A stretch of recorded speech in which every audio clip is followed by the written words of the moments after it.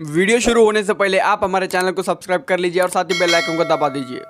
तो नमस्कार दोस्तों, अलर्ट पर सेना, पीएम विदेश मंत्रालय की सख्ती, जाने चीन को कैसे चौतरफा घेर रहा है भारत। जी हां दोस्तों, को बता दें कि लद्दाख के पास गलवान घाटी में भारत और चीन के सैनिकों के बीच हुआ संघर्ष और इसमें गई भारत के 20 जवानों की जान के बाद तनाव बढ़ गया है। पूरे देश में इस घटना के बाद गुस्सा है और जिसका असर अब सरकार के लेवल पर भी दिख रहा है। चालबाज चीन कई मौकों पर देश को धोखा दे चुका है। ऐसे में सरकार हो या सेना, कोई भी किसी भी तरह की ढील नहीं बरतनी चाहती है। ऐसे में चीन को इस बार करारा जवाब देने के लिए चौतरफा वार किया जा रहा है। देश के 20 जवानों की शहादत होने के बाद चीन को लेकर देश में किस तरह की हलचल तेज हुई है। आपको बता दें कि गलवान घाटी में समझौते के उलट जब चीनी सैनिकों ने वापस जाने से इनकार कर दिया तो दोनों देशों के सैनिकों में संघर्ष हुआ। इसमें भारत के 20 जवान शहीद हुए, वहीं चीन को भी भारी भरकम नुकसान हुआ। इसके बाद कुछ शांति तो हुई, लेकिन अभी चीन पूरी तरह से पीछे हटा नहीं है।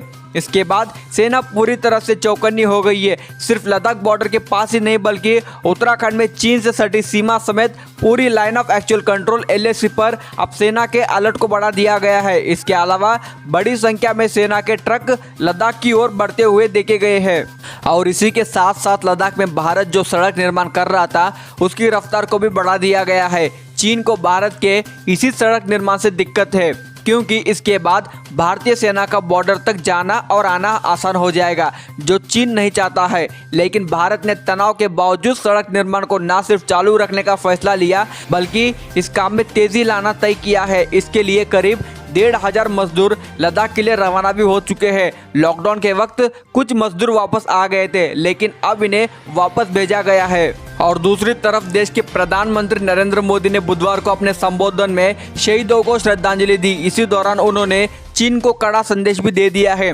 पीएम ने कहा कि भारत किसी को जानबूझकर उकसाता नहीं है, लेकिन अगर उकसाकर हमारे जवानों को इसी तरह मारा जाएगा तो भारत इसका करारा जवाब भी देना जानता है। साथ ही प्रधानमंत्री ने कहा कि इन जवानों की शहादत व्यर्थ नहीं जाएगी। प्रधानमंत्री के बयान के कुछ देर बाद विदेश मंत्री S जयशंकर ने चीनी विदेश मंत्री से फोन पर बात की।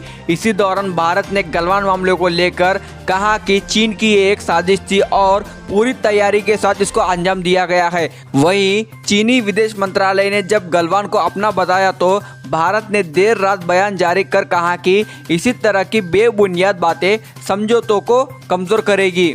और इतना ही नहीं दोस्तों, आर्थिक मोर्चा पर भी चीन को भारत घेरने लगा है। जी हाँ दोस्तों, को बता दूं कि जवानों की शहादत के बाद देश में चीन के खिलाफ माहौल गर्म हो चुका है। कई शहरों में लोग सड़कों पर भी उतर आए हैं। इस बीच सरकार ने भी अब चीन को आर्थिक मोर्चा पर चोट कराने का मन बना लिया है। बुधवार को भारत सरकार के दूरसंचार विभाग ने BSNL को आदेश दिया है कि वह अपने विभाग में मेड इन चाइना सामान की उपयोगिता को कम करे। 4G के लिए जो टेंडर जारी किया गया है उन्हें रद्द करे और फिर से जारी करे ताकि चीनी कंपनियां इसका हिस्सा ना बन सके। इसके अलावा दिल्ली से मेरठ के लिए जो रीजनल रैपिड ट्रांजिट सिस्टम शुरू किया जाना है उसका एक हिस्सा बनाने के लिए बीते दिनों चीनी कंपनियों को टेंडर दिया गया था, लेकिन अब मामला गंभीर हो गया है और दोनों देशों के बीच तनाव चरम पर है और अब इस पर विचार किया जा रहा है और चीनी कंपनियों से टेंडर रद्द भी किया जा सकता है। तो दोस्तों, अभी के लिए इस वीडियो में बस इतनी जानकारी है